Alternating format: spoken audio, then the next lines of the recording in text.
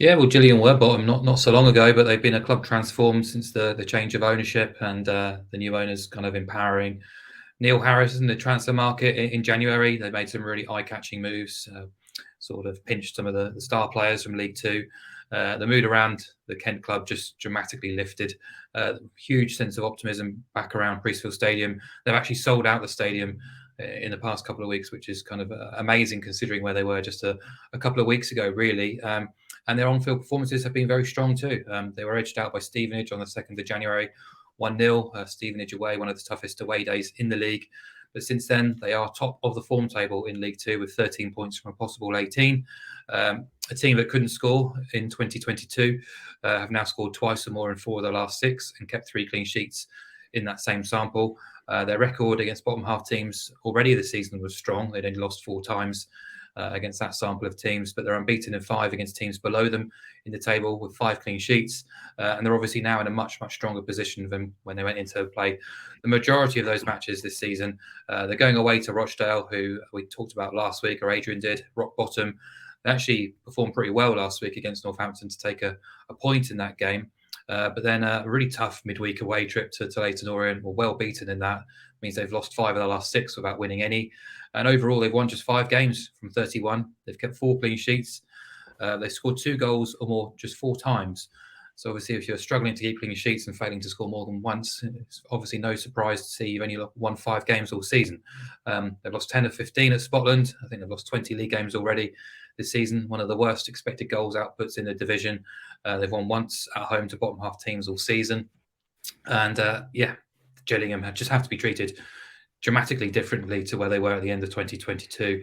They're a team trending upwards, a team with one of the best coaches in the division. I expect them to finish well clear of the relegation concerns. And the price is already moving a lot. When I kind of highlighted this in the notes on Wednesday, Gillingham +0, the same as draw no bet, was 2.05. The best you're going to get now on the market is 1.91, but I still make it a bet. Get the draw on side as well. So get paid out at 1.91 if Gillingham win, but if it's a draw, we get our cash back. So Rochdale winning is the only way we lose our stake in this one.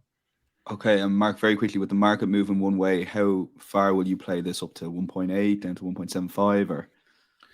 Ideally 1.8. I expect it to go shorter than that. So 1.75 would probably be the cutoff. From there, you probably want to be looking at alternative markets. Okay. For those listening on Thursday or Friday and Saturday, maybe that market has moved. Adrian, it's League Two, sticking with League Two here. Bradford home to Barrow are odds against here, 2.04. Yeah, I think that the odds surprise me because they're at home to Barrow, and I think that Barrow are just bang out of form at the moment. They've won 2 of their last 14 matches. They've lost 8 of those 14, Barrow, and they've sort of hurtled down into the bottom half of the table. They've not scored in 5 of their last 8 games, Barrow either. So yeah, and goals in general are hard to come by. I think 2 goals in their last 6 games. So Barrow are in bad shape coming into it. Now the reason I think that their odds against Bradford at home to them, even though they're pushing for promotion, is that their home record's been a bit patchy this season. But what I will say about Bradford is that they're coming into form. If you look at the 8-game form table, they're actually top. Mark Hughes' side, they're top of that table. Barrow are way down, I think in 22nd in that. So a team that's top of the form table at home to a side that's almost rock bottom of the form table. I'm expecting Bradford to be a much skinnier price than they are, 2.04. Look, they beat Tranmere last time out, I think on Tuesday night at home in front of their fans, and they're more than capable of going again. So yeah, Bradford odds against, happy days. Okay, yeah, and up to League One then for another team you're picking on the match odds, Adrian. Accrington Stanley at home to Shrewsbury Town. You're plugging for the away side here.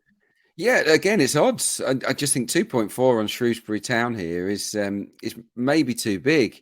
Accrington are not in good nick. I went up there recently for the Leeds game in the FA Cup, and they put up a good fight, but they're limited. They're really limited. I think John Coleman doesn't have a lot to work with. He's got a couple of experienced campaigners at the top end of the pitch, but the rest of them are real young lads, sort of making their way.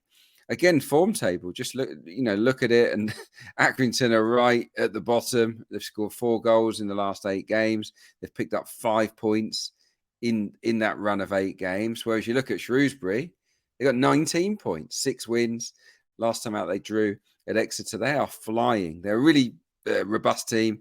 It's very much under Steve Cotterill about percentage football, getting the ball into the box, corners, free kicks, etc. But they're blooming good at it, and they're up to 8th in the table, which is fantastic. And then you look at Accrington's form against the teams inside the top 10. It's just horrific. 10 losses, 1 draw, and just the 1 win against sides who are currently in the top 10. That win was against Shrewsbury back in August. But yeah, against the stronger sides in this division, they're not great. And at home of late, they've lost 5 of 7. Accrington. So yeah, for me, it has the whiff of another away win for Shrewsbury Town. So yeah, at 2.4, it's pretty attractive.